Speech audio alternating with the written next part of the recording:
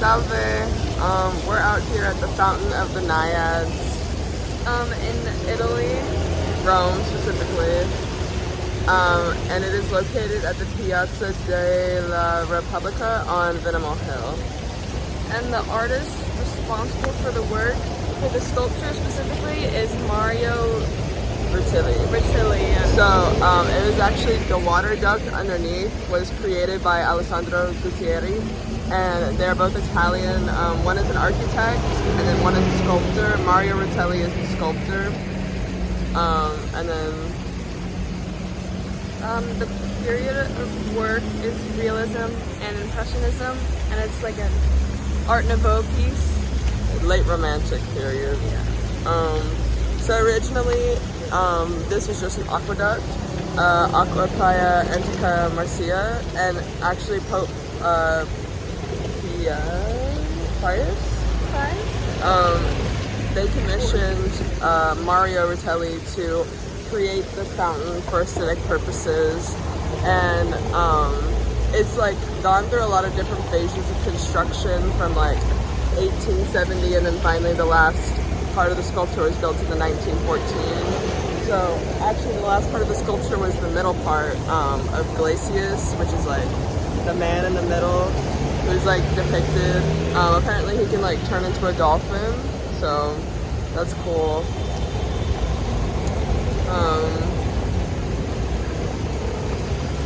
Yeah. So like the purpose of it was to create something, like the Pope wanted to create something monumental for this street, and it's called the Via Nazionale, and it's just like we're across from Maria Delle and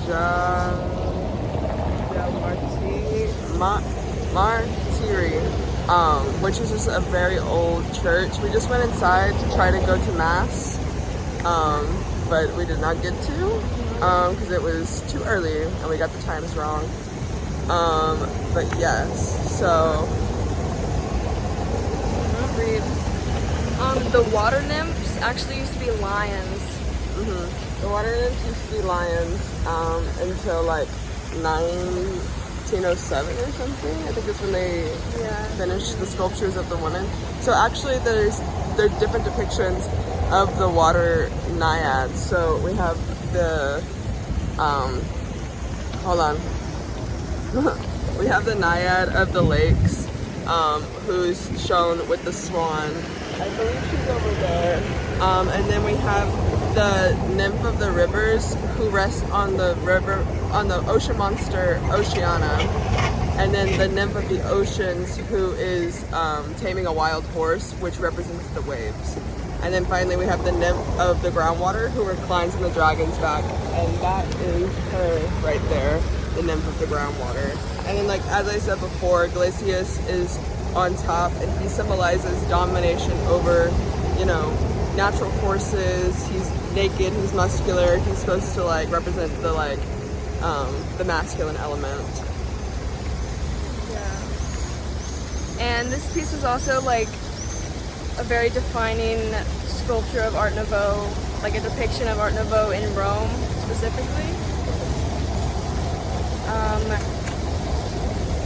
Are you familiar with it? So the sculptor Mario Rutilli, he actually created another sculpture called Nautica in Piazza Polemama, because and he just like has done a couple of sculptures around Rome, and he was kind of influential in that way.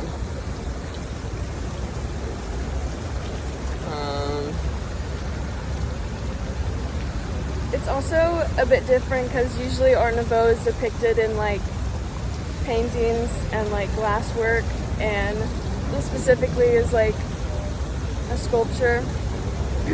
So like what I kind of would describe it as is like it's very romantic, it's very expressive, like their nude bodies are laying about. I really like how the naiads, the nymphs, their bodies are laid in a way that look similar to like how water flows, and I think that's a big part of the expressionism that you see come through. We were, like we said, we were trying to go to mass. Yeah. It's also turned into like a roundabout for cars, so it is kind of something they get to look at when they pass by. But originally it was for the water duct to bring water and like just to showcase some, you know, of the artistic expression that they have here. And the Pope just really wanted something to like be eye-catching. Yeah, and then our fun fact was there used to be lions instead of water nymphs. But yeah, it's really cool. There's like 3 different tiers of water like cascading down. And they're made of bronze, I'm pretty sure. Bronze, and then the fountain is concrete. Yeah. Ciao.